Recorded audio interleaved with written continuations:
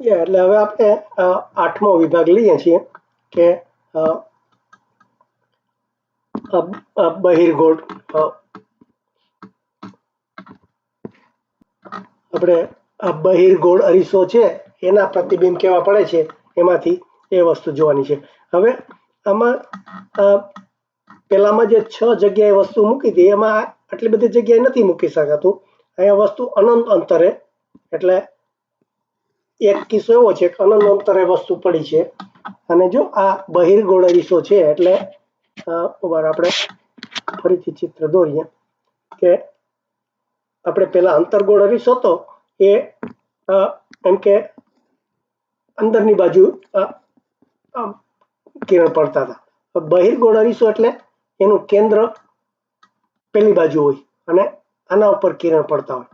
તો હવે આમાં પેલી પરિસ્થિતિ શું છે, ધારો કે અનંત કિરણ આવતા હોય આના ઉપર જો પડતા હોય, જો અરીસાની આ અંદરની બાજુ નથી દેખાતું, હવે આ બહારની બાજુ ગોળ દેખાય છે એટલે આનું સી કેન્દ્ર અને એફ કેન્દ્ર બે પેલી બાજુ પડ્યા એટલે એફ એટલે એનું એટલે ગોળાઈ છે એને તમે આખી પૂરી કરો તો આ એનું કેન્દ્ર આવે અને જ્યાં આ સમાંતર કિરણો જ્યાં આ બધા જતા હોય ભેગા થતા હોય એ મુખ્ય કેન્દ્રમાં ભેગા થાય। બધા સમાંતર કિરણો આવતા હોય તો એ બધા પરિવર્તન એનું આ મુખ્ય કેન્દ્રમાં થાય। એટલે આવી રીતે દૂર દૂરથી આવતા વસ્તુનું કેન્દ્ર આ વસ્તુ અહીંયા પડી હોય બહુ દૂર અંતરે એટલે તારો કેવું છે તો અહીંયા જો નાનું ટપકું થઈ ગયું એટલે એના બધા કિરણો સમાંતર કિરણો અહીંયા મુખ્ય કેન્દ્રમાં આપણને મળે છે। એટલે આ રીતે કીધું કે વસ્તુનું સ્થાન અનંત અંતરે હોય એટલે કે આ કિરણો એના આવતા હોય તો એનું પ્રતિબિંબનું સ્થાન અરીસાની પાછળ એટલે જો અરીસો બહિર્ગોળ અરીસો છે એટલે અહીંયા એનું પ્રતિબિંબ પડ્યું, આ બધા જ કિરણો અહીંયા ભેગા થતા હોય એવું આપણને લાગે। એટલે પ્રતિબિંબ ક્યાં પડ્યું? અરીસાની પાછળ મુખ્ય કેન્દ્ર એફ ઉપર। એટલે હંમેશા સમાંતર કિરણો એ મુખ્ય કેન્દ્રમાંથી પસાર થાય એટલે અહીંયા ત્યાં મળ્યું। અને બીજું કેવું થયું? આભાસી એટલે જો આપણે પેલી બાજુ અત્યારે અંતર્ગોળ અરીસો હતો તે જે બાજુ વસ્તુ છે એ બાજુ પ્રતિબિંબ આવતું હતું, આ પ્રતિબિંબ બાજુ અરીસાની પાછળ થઈ ગયું એટલે એ આભાસી થઈ ગયું। અને ચત્તુ એટલે જો કે આમાં આપણને દેખાતું નથી પણ ઘણી વખત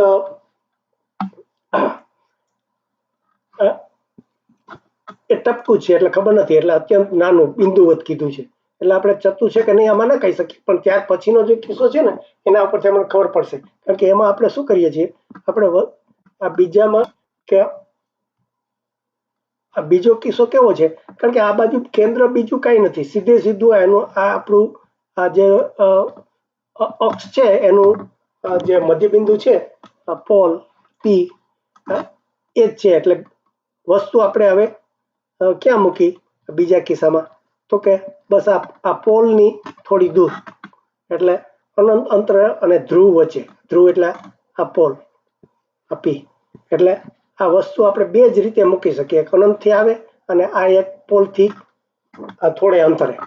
એટલે જો પોલથી થોડે અંતરે હોય તો શું થાય, એક આપણે આ સમાંતર કિરણ લીધું તો આપણે ખબર છે કે એ એફમાં જાય, પછી બીજું કિરણ ધારો કે એવું ધારીએ આપણે કે આનું જે અરીસો છે એનું જે કેન્દ્ર હોય તો જ્યાં કેન્દ્ર એમાંથી જતું હોય તો શું થાય, તો એમાં ને એમાં પાછું આવે। એટલે આ જે છે આમાં આપણે એમ કે આ ધ્રુવ છે પી, અહીંયા એફ છે, અહીંયા સી છે એટલે ઉપરની બાજુ પેલા એટલે ધારો કે અહીંયા આપણે વસ્તુ મૂકી કે પુલથી દૂર તો જો અહીંયા આ સમાંતર દોરીએ તો એ એફમાંથી જાય અને પછી અહીંયા સીમાંથી જતું હોય એવું કિરણ આપણે જો વસ્તુ જો કે થોડીક મોટી કરવી પડશે મારે,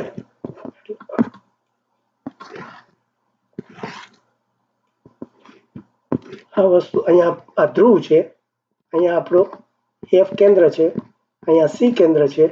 એટલે ધારો કે અહીંથી એક કિરણ આ સીમાંથી જતું હોય એમ ધારું તો એ પાછું એમાં ને એમાં પાછું આવે અને બીજું કિરણ ધારો કે હું અહીંથી આપણે સમાંતર જતું હોય તો એ એફ માંથી આવે.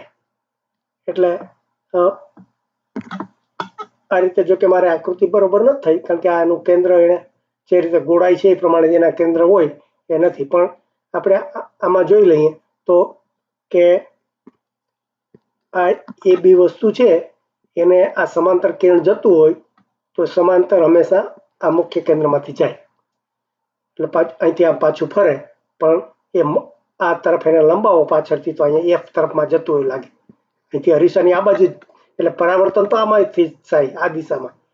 પછી ધારો કે આપણે એક એવું કિરણ ધારીએ કે આ સીમા તરફ જતું હોય, આ સી તરફ જતું હોય તો એ પાછું એમાં ને એમાં પાછું આવે, એટલે એને જો તમે પાછળ લંબાવો તો આ સીમા જતું જાય. એટલે આપણે આ બંને જે કિરણ છે એ અહીંયા ટપકા ભેગા થાય છે. એવી રીતે તમે બી નું જો કરો તો એમાંથી પાછું બી નું આવે, એટલે બી ડેશ થયું, એટલે આ એનું પ્રતિબિંબ થઈ ગયું. એટલે જો આના કરતા આ નાનું થયું છે, એટલે આ શું થયું, વસ્તુ ક્યાં મૂકી આપણે કે અનંત અંતર અને ધ્રુવની વચ્ચે ગમે ત્યાં. પછી પ્રતિબિંબ ક્યાં આવ્યું તો કે અરીસાની પાછળ ધ્રુવ અને મુખ્ય કેન્દ્ર એફ ની વચ્ચે. આ મુખ્ય કેન્દ્ર એફ છે ને આ અહીંયા આ ધ્રુવ અને મુખ્ય કેન્દ્ર ની વચ્ચે આ પ્રતિબિંબ પડ્યું. અને કેવું છે, આભાસી. આભાસી એટલા માટે કે અરીસાની પાછળ પડ્યું છે, એટલે આ બાજુ હોય તો ચતું થાય, અરીસાની સામેની બાજુ આવે તો ચતું થાય, પાછળ જાય તો આભાસી થાય. અને કેવું છે, ચતું, કારણ કે એ બિંદુ છે તો અહીંયા ઉપર એ બિંદુ છે, બી બિંદુ નીચે, બે બિંદુ, એટલે એ ઉલટાઈ નથી ગયા, એટલે ચતું. અને બીજું કેવું છે, એની પ્રમાણ કેવું છે, નાનું. એટલે આ રીતે આ આભાસી, ચતું અને નાનું, એટલે આ ત્રણ વસ્તુ જ કહેવાની કે આ બધી વસ્તુમાં આપણે પ્રતિબિંબ છે, આ પ્રતિબિંબને ત્રણ વસ્તુ કહેવાની કે સાચું છે કે આભાસી છે, અથવા અને પછી સાચું છે કે આભાસી છે, પછી આ ચતું છે કે ઉલટું છે, પછી નાનું છે, નાનું કે મોટું કે સરખું, બરોબર ને. એટલે આ ત્રણ વસ્તુ આપણે દરેક પ્રતિબિંબ માટે કહેવાની. એટલે કઈ જગ્યાએ વસ્તુ પડી છે તો પ્રતિબિંબ ક્યાં છે, કેવડું છે, કેવા પ્રકારનું છે, એ બધી વસ્તુ તમારે આ રીતે બતાવવાની રહેશે. એટલે આ રીતે આપણે બે પ્રકારના આપણે જે એના એમ કે પ્રતિબિંબ ક્યાં પડે એના ગુણધર્મો જોયા.